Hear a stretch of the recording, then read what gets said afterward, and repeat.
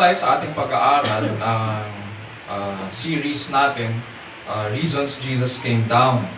There are 30 reasons at nagsimula po tayo sa pag-aaral na ito noong 2021 and nasa 4th year na tayo ng ating pag-aaral since nagsimula tayo sa series na ito. Mangyaring buksan po natin muli ang ating mga Bibles sa Ephesians 2 verses 14 to 18. At this time naman po ay babasahin ko po sa Tagalog para sa karagdagang kaalaman. So Ephesians 2, 14 to 18.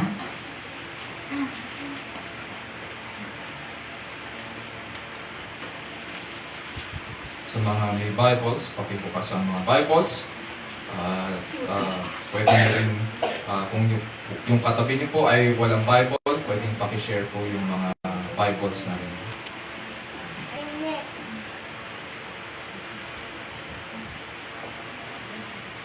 Ephesians 2, 14 to 18.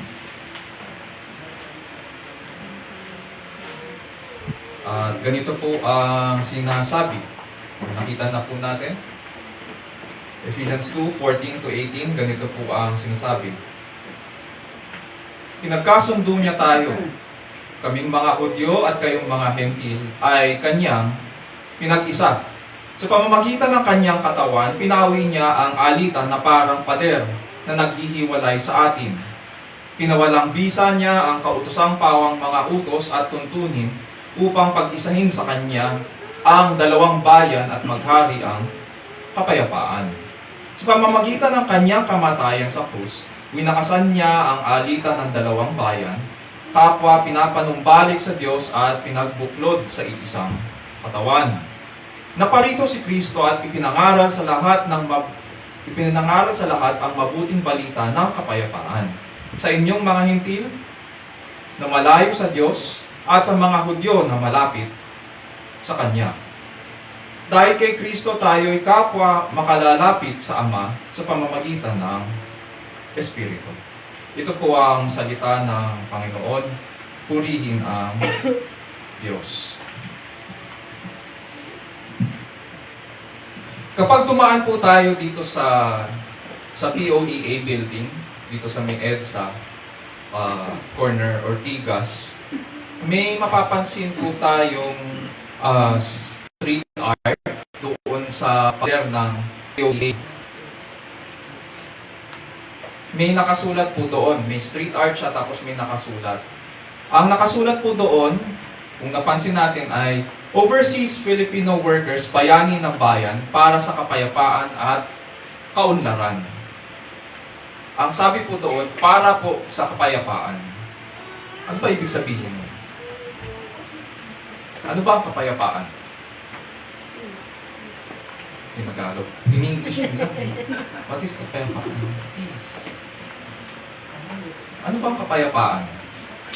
Kadalasan kapag pinag-uusapan ang konseptong ito, itong kapayapaan, ay, sige, hintayin natin silang makaupo. Meron po dito sa harap. Meron isa dito.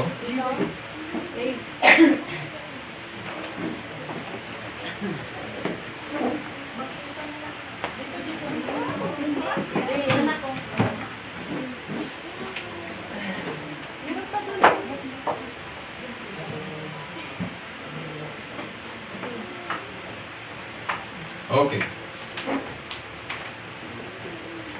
Kadalasan pag pinag-uusapan natin ng kapayapaan o naririnig ito, ang pumapasok, probably, ang unang pumapasok sa ating isipan ay absence of war o absence ng hostilities, absence ng alitan.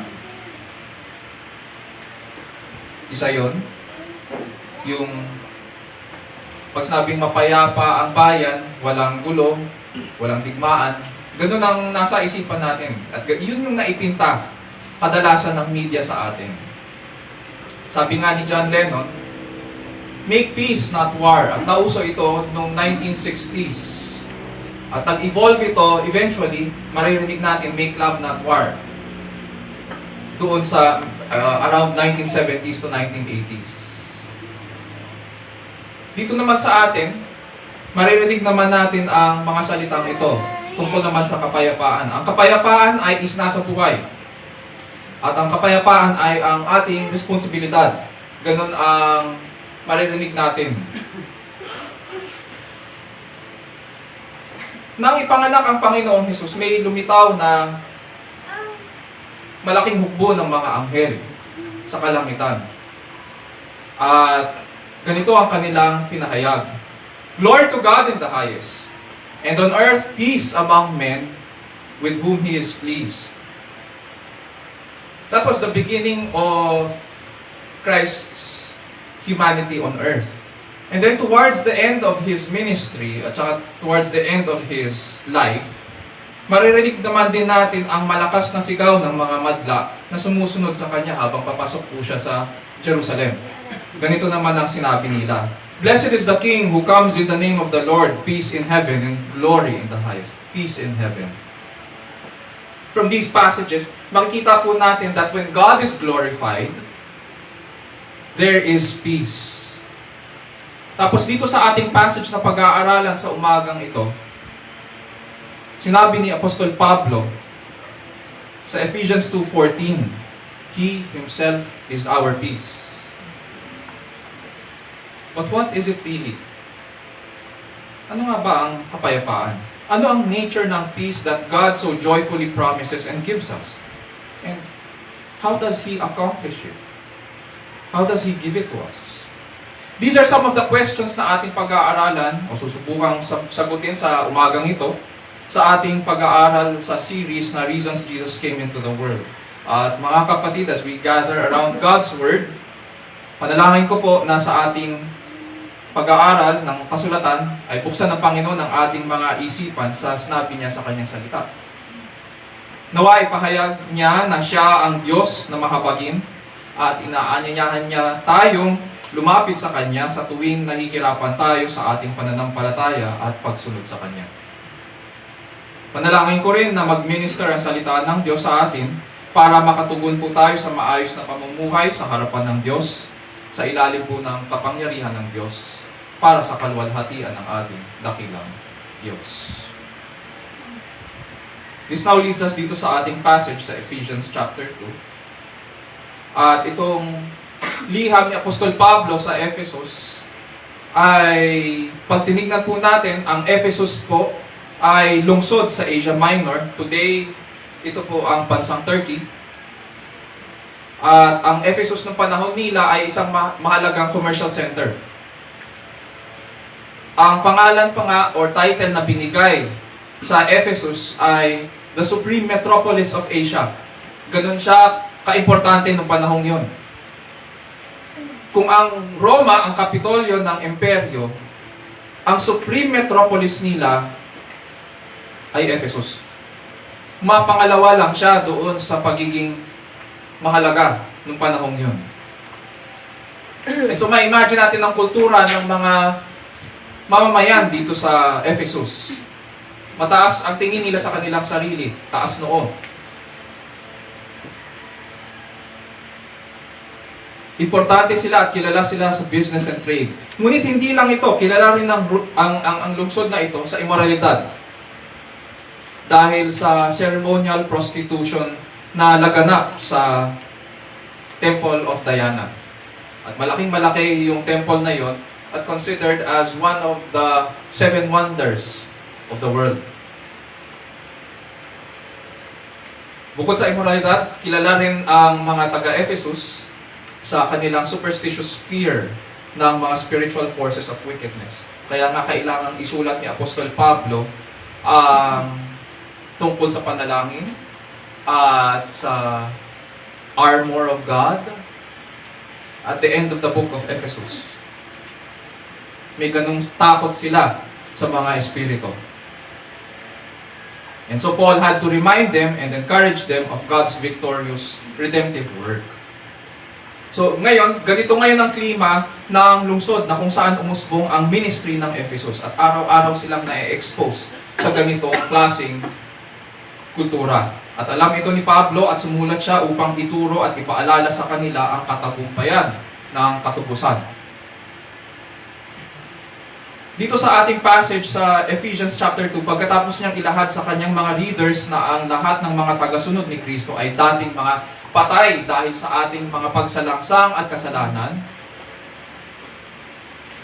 at ang pagbabago na kanilang naranasan sa kaligtasan ay dahil sa awa at kagandahang loob ng Diyos. Mababasa natin yun ilang beses, inulit ni Pablo, for by grace you have been saved. For by grace you have been saved. Kinausap niya ngayon ang mga Gentile believers dito sa verses 11 to 22. At pinaalalahanan niya sila na dati silang tinatawag ng mga Hudyo na uncircumcised. At bagamat sila po ay uncircumcised, hindi yan yung tuli natin ngayon sa mga lalaki. Noong unang panahon, mahalaga ang pagtutuli sa mga Hudyo sapagkat simbolo po ito ng kanilang pagiging kabilang sa kaharian ng Diyos. At sinasabi ngayon ng mga Hudyo sa mga, pag sinabing Gentiles po, ito yung mga hindi Hudyo. At kung hindi ka tuli, ibig sabihin hindi ka kabahagi ng kaharian ng Diyos. Therefore, ang gagawin ng mga Hudyo sa mga kausap nilang hentil, kailangan niyong magpatuli. At yun yung pinatutukuyan dito ni Apostol Pablo na hindi sila, ang tinatawag sa kanila ng mga Hudyo ay hindi tuli. Therefore, hindi kayo kabilang. At hiwalay kayo kay Kristo. Ngunit ngayon, sabi ni Apostol Pablo, na ilapit kayo sa pamamagitan ng kanyang kamatayan. Ang question ngayon sa umagang ito, ano ngayon ang connection nito sa kapayapaan? At bakit nakakaranas tayo ng kapayapaan? Bilang mga tagasunod ni Kristo. Sa verses 14 to 16, kapag tinignan natin ang ating outline, verses 14 to 16, makikita natin na may ginawa si Kristo. Itawag natin itong ministry of reconciliation ng Panginoong Jesus. Sa verses 14 to 16, makikita po natin yung horizontal reconciliation. At saka sa verses 17 to 18, yung vertical reconciliation. Para sa mga nagsusulat, maaari nyo pong isulat yun. Puntahan muna natin yung horizontal reconciliation. Dito sa verses 14 to 16, ganito po ang sinasabi. For He Himself is our peace, who made both groups into one, and broke down the barrier of the dividing wall, by abolishing in His flesh the enmity, which is the law of commandments contained in ordinances, so that in Himself He might make the two into one new man, thus establishing peace, and might reconcile them both in one body to God through the cross, by it having put to death the enmity. Pinapaliwanag dito ni Pablo kung paano na-accomplish ni Kristo ang reconciliation ng mga Hudyo at Hentil. So may dalawang grupo sa kasaysayan ng kaligtasan. Pag tinignan natin ang Old Testament, ganun ang makikita rin natin. May Hudyo at Hentil. Uulitin ko po, pag sinabing Hentil, ito yung hindi mga Hudyo. So kapag tinignan natin in terms of population, kakaunti lang ang mga Hudyo at mas marami ang mga Hentil. The rest of the people in the world are Gentiles. We are Gentiles. Hindi naman tayo Israelita. Hentil po tayo. When we look at the Old Testament, makikita natin na ang consequence ng pagkakasala ng tao sa Genesis chapter 3 ay ang pagkawalay natin sa Diyos at pagkawalay ng babae sa lalaki. And in the course of history, makikita natin yun. Madalas hindi nagkakaintindihan, ang daming away, hindi lamang sa mag-asawa, kundi sa magkakaibigan. Makikita natin yun. Pati na rin sa mga gobyerno, sa mga organisasyon, hindi nagkakaintindihan, at maging sa mga bansa. So we are spiritually separated from God, and we are also spiritually separated at the same time. Separated tayo from one another. But when God gave the law sa mga Israelites para sundin nila ito, para ito ang maging batayan. Sabi ko nga sa panalangin at naririnig nyo sa akin ito linggo-linggo, you have called us to be holy because you, our Father in heaven, are holy. At binigyan sila ng Diyos ng batayan through the 10 Commandments, yung tinatawag na commandments. When God gave them the law para sundin, nagkaroon ngayon ng alitan sa pagitan ng mga Hudyo at Hentil. Dalawang terms ngayon ang ginamit ni Apostol Pablo para ilarawan ang nangyari sa mga Hudyo at Hentil. Number 1, ito yung first term na ginamit niya. Nagkaroon po ng middle wall or ng partition o pader sa pagitan ng mga Hudyo at Hentil. Itong salitang middle wall or dividing wall sa ibang versions ng Bible, itong word na ito ay ginamit ng Jewish historian na si Josephus para i-describe ang mga balustrade. Doon sa atin na hindi masyadong familiar sa balustrade, pero yung mga engineer, mga architect, alam nila yan. Parang ano yan parang railing yan. Pag tinignan nyo dyan, may railing dyan sa labas. Pero itong mga balustrade, may mga design ito. It also serves as an ornamental purpose. So itong mga balustrade na ito, na nakapalibot doon sa court of the Gentiles sa templo, sila yung humaharang para hindi makalagpas ang mga Gentiles. Kumbaga sila itong balustrade o itong mga railing na ito yung nagsasabi, hanggang dyan ka lang. Kung hentil ka, hanggang dyan ka lang.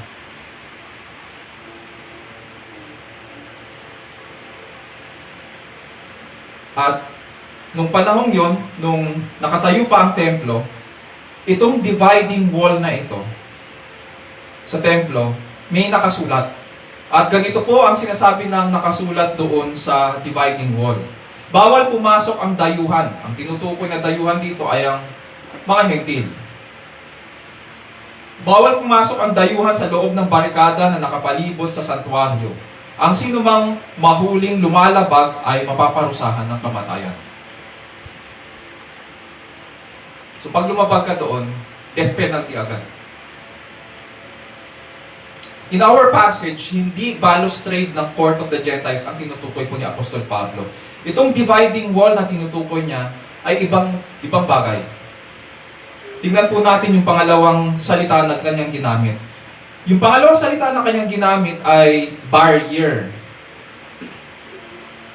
Sa English, nawawala yung ibig sabihin. Sa original language, ganito po yan. Sino dito ang may experience sa bukid? Bukid? O sa farm? Hindi naman siguro lumaki kayo sa farm. Kung may experience kayo sa farm life, or sa bukid, kailangan bakuran nyo yung farm, lupa. Yung lupa, di ba? Bakit? Para unang-una, para malaman mo kung alin ang sayo at kung alin ang sa kapitbahay mo. Pangalawa, kailangan mo proteksyonan yung tanim. At baka kung sino magnakaw dyan, sino pumasok. So, may purpose itong bakod na ito. Sa original language, ang term na ginamit ay hindi barrier, kundi bakod, fence. At ang purpose nito ay para i-secure ang mga Israelita. So itong dividing wall of the fence ay nangyari nang ibigay ng Diyos ang law of commandments contained in ordinances. It had a good purpose.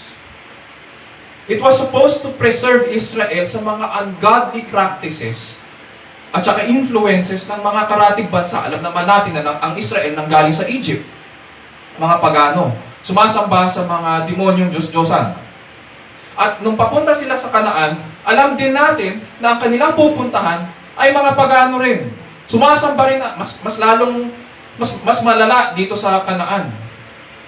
Ang sabi nga ng mga theologians, kumpara sa Egypt, mas bastos ang religion ng mga Canaanites. Kasi may kinalaman sa sex ang kanilang religion. So, makikita natin ngayon. At ang nais ng Diyos ay i-preserve ang Israel. Kaya niya binigyan sila ng holiness code.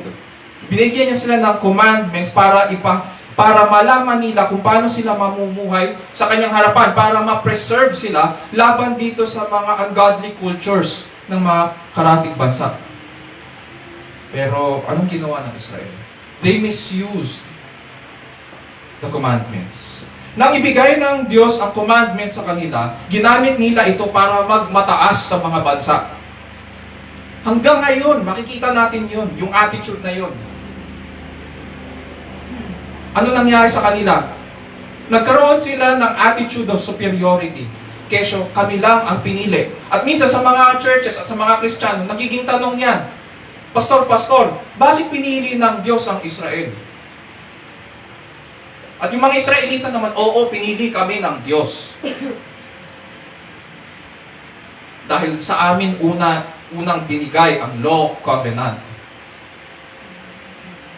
That's not the use of the law covenant. Pero they misused it. Kaya nagkaroon ng hostilities ngayon between Israel at saka yung mga Gentile nations. Anong ginawa ni Kristo? Dito sa ating passage, sa verse 14, sinasabi dyan, He broke down the barrier of the dividing wall. How? How did He break down the barrier of the dividing wall? Verse 15, by abolishing in His flesh the enmity. Sinira niya yung higpit ng pagkakakabit ng bakod at pinawalang bisa niya ngayon yung alitan sa pagitan ng mga Hudyo at Hentil na naging resulta ng kautusan. Sa kanyang laman, na-fulfill ang lahat ng requirements ng kautusan. Sa ginawa ni Jesus dito sa kanyang buhay at kamatayan, na-fulfill niya ang lahat ng requirements ng kautusan, nagbabanta ng kamatayan laban sa atin. Bakit may banta ng kamatayan sa atin? Simple lang, nagkasala tayo laban sa Diyos. Sabi nga, Romans 3:23, ano sinasabi? For all have sinned and come short of the glory of God. At ano sinasabi sa 16:23? Ano sinasabi? For the wages of sin is death. Ang kabayaran ng kasalanan ay kamatayan. Lahat tayo. Hindi ako exempted doon. And so, may banta ng kamatayan sa bawat isa sa atin. And what did Christ do? Siya mismo, inako niya yung parusa na dapat sa atin. Bagamat wala siyang kasalanan, namatay siya dahil sa ating mga kasalanan. At sa krus natin nakita ang paggiba niya ng pader na naghihiwalay ngayon sa Hudyo at sa Hentil. At dahil wala nang naghihiwalay sa dalawa, lahat tayo na sumasampalataya kay Kristo, whether you are Jew or Gentile, wala na yon. Lahat tayo na sumusunod kay Kristo ay Kanyang pinag-isa. Wala nang alitan. Ang nagbubuklod sa atin ngayon ay si Kristo. Christ broke down the barrier, making the two groups into one. But the story does not end there. Hindi naman natatapos yung kwento doon na parang may dalawang bata na nag-aaway at ang nangyari pinagkasundo yung dalawa. So verse 15, sinabi dyan ni Pablo, so that in himself he might make the two into one new man, thus establishing peace. So hindi niya lang sila pinagkasundo. Notice kung saan nanggaling ang kapayapaan. Sinabi ba ang kapayapaan ay nanggaling sa atin? Sabi ko kanina, maririnig natin, ang kapayapaan ay ating responsibilidad. Ang kapayapaan ay dapat na isnasa buhay. Pero ang tanong, kung lahat tayo makasalanan, at dahil sa ating kasalanan, hindi nito maaalis ang alitan sa bawat isa at kung ano-ano pang mga misunderstandings dito sa mundong ito. Paano mo isasabuhay ito? Hindi mo isasabuhay ito. Kahit sabihin pa na responsibilidad mo yun, hindi mo magagawa yan. Hindi mo matutupad.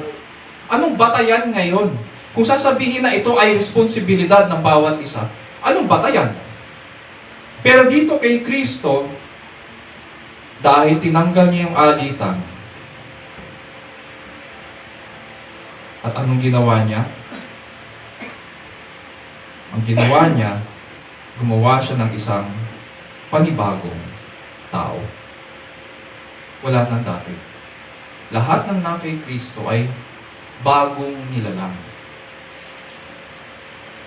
Ganito ang beauty ngayon ng Ebanghelyo. Dahil kay Kristo, nawala yung alitan, hindi lang yun. Hindi niya lang pinagbati ang dalawang nag-aaway. Ang ginawa niya, gumawa siya ng bagong nilalang. And so, ang nangyari, wala na yung dati. Wala na yung dating pagkatao, wala nang Hudyo, wala nang Hentil. In Christ, Christians are a new human being.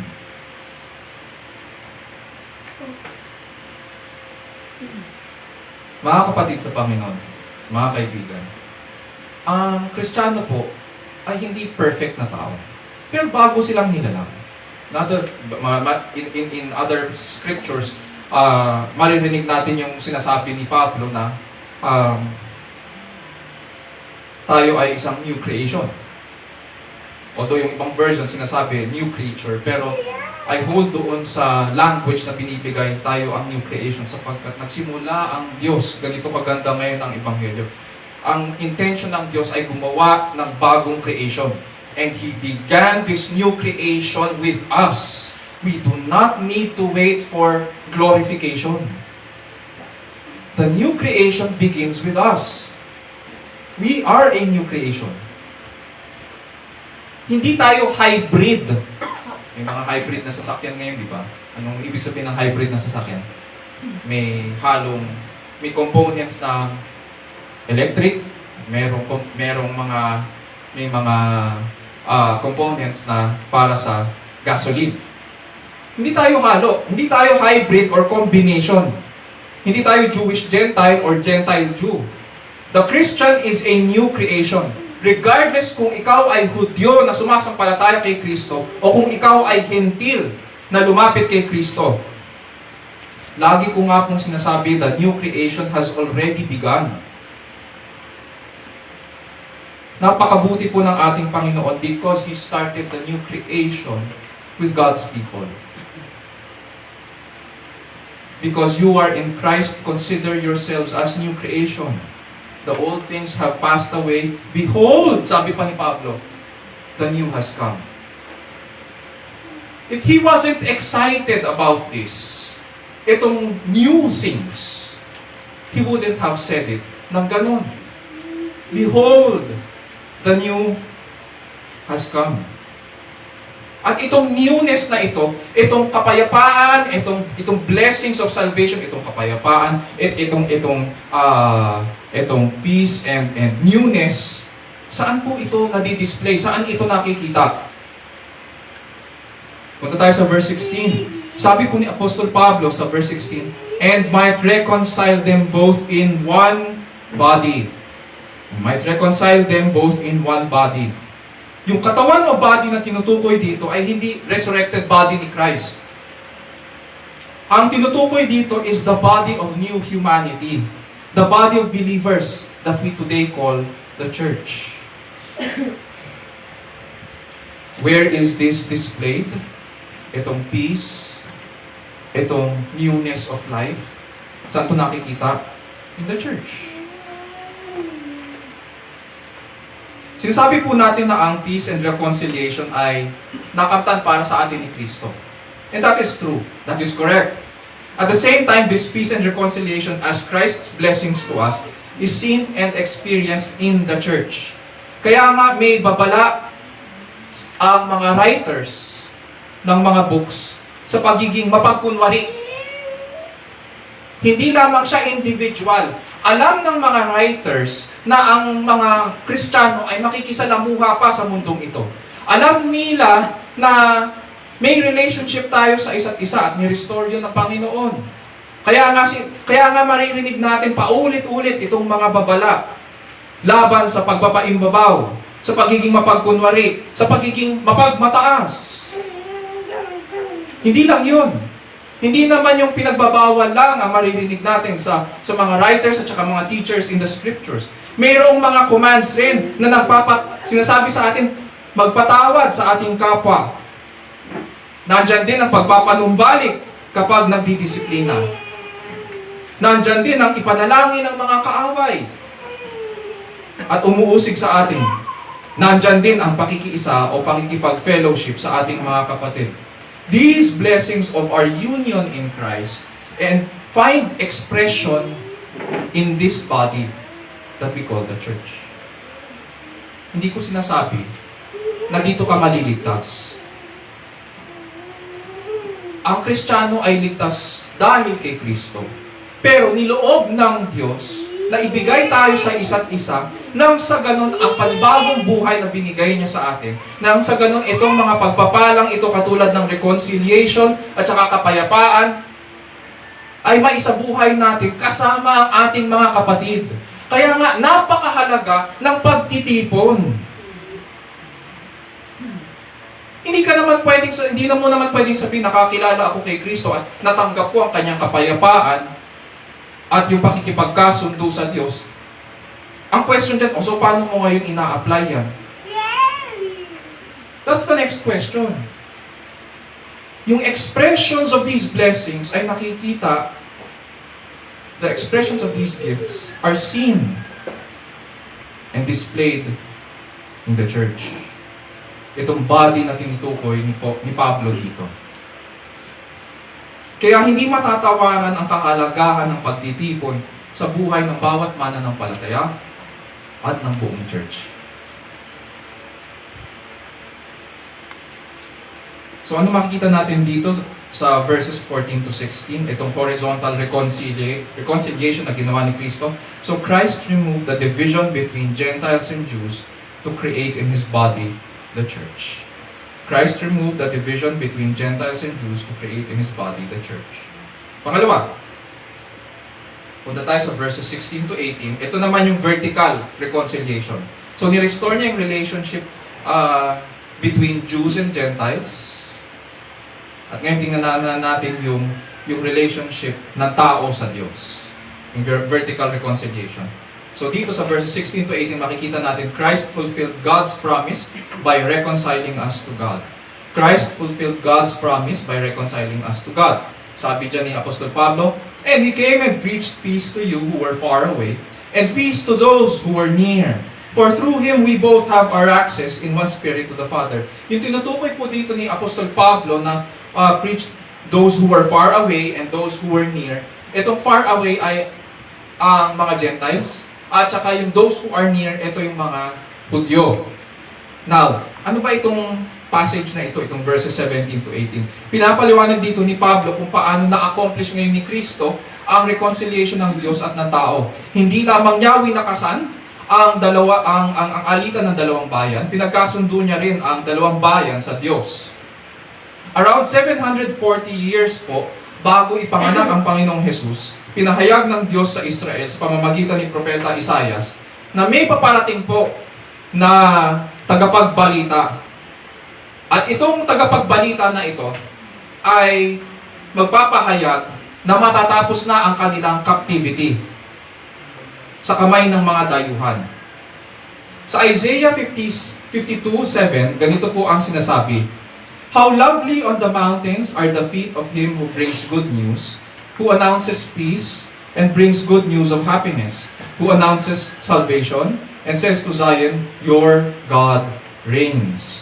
And then, a few chapters later, sa Isaiah 57, verses 18 to 19, sabi muli ng Diyos, I have seen His ways, but I will heal him. I will lead him and restore comfort to him and to his mourners, creating the praise of the lips. Peace, peace to him who is far, and to him who is near, says the Lord, and I will heal him. Itong dalawang verses sa Isaiah, itong Isaiah 52 at saka Isaiah 57, makikita natin ngayon dito sa verses 17 to 18 ni Apostol Pablo sa kanyang liham sa Ephesians sa chapter 2. And dito sa mga verses na ito, mapapansin natin, ewan ko kung kapag nanonood tayo ng mga videos ng mga Hudyo, to this very day, pinapanalangin po nila, pinagdarasal po nila ang peace of Jerusalem. Ibig sabihin, hindi pa dumarating sa kanila. Ngunit, dito sa ating passage, pinapaliwanag ni Apostol Pablo na dumating na. Si Apostol Pablo ay hindi Gentile. Si Apostol Pablo ay Pharisee. Hindi lang siya basta Hudyo, aral na Hudyo siya. Ang teacher po niya ay si Gamaliel. Isa sa mga members ng Sanhedrin, mga matatanda sa templo. And so, alam ni Apostol Pablo ang nakasulat sa Old Testament.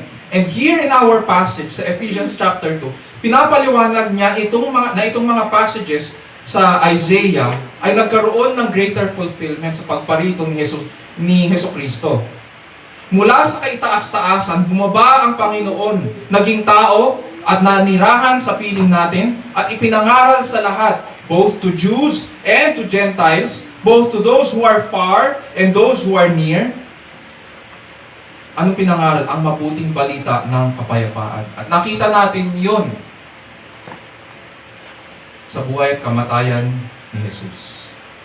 Narinig natin sa Kanya, sa pamamagitan ng ating pandinig, bibigyan ko ng kapayapaan ang lahat, maging nasa malayo o nasa malapit. Ang aking bayan nga ay aking pagagalingin. At dahil si Kristo ang ating great high priest na pumagitan, at nag-alay ng kanyang sarili at nagpawi sa galit ng Diyos laban sa atin, tayo na dating patay sa ating mga kasalanan, tayo na malayo sa Diyos, ay kanyang pinagaling. Binago niya tayo para makalapit po tayo sa Diyos. Yes, mga kapatid. Makakalapit po tayo sa Diyos. Hindi niyo po kailangan ako para lumapit sa Diyos. We are a priestly kingdom.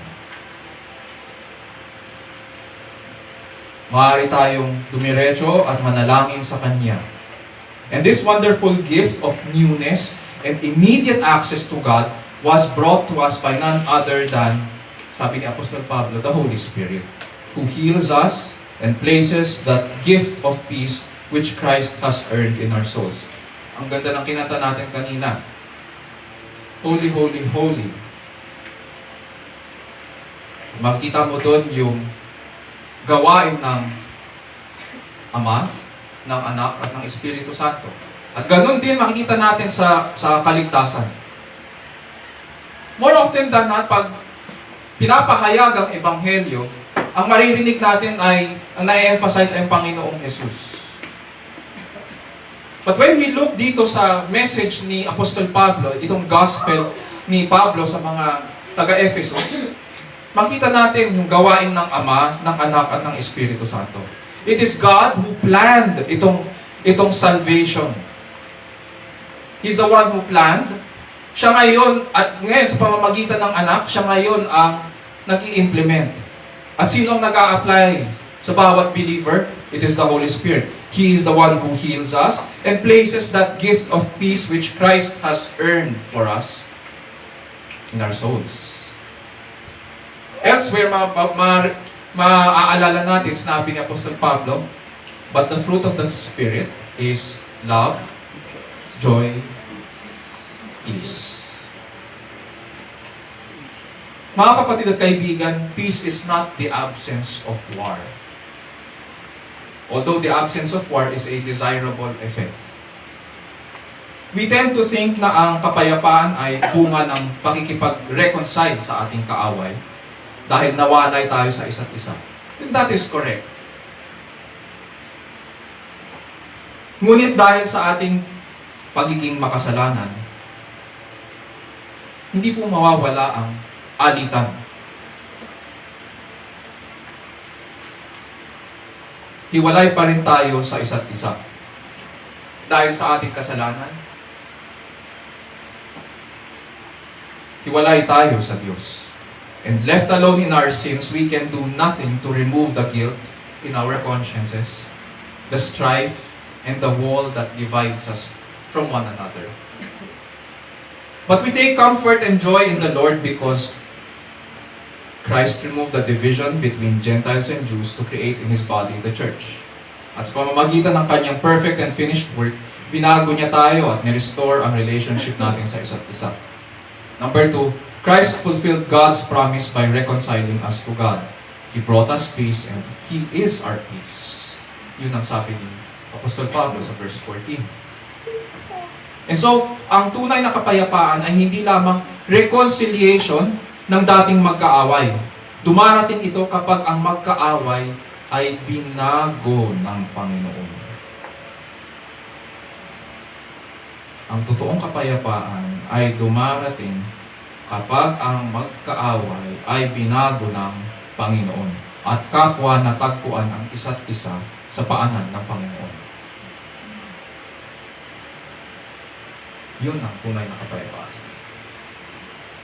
What is the reason that Jesus came into the world? Jesus came into the world to bring peace. Isa puso natin ang mga bagay na ito at purihin natin ang ating dakilang Panginoon. Tayo mo na lang.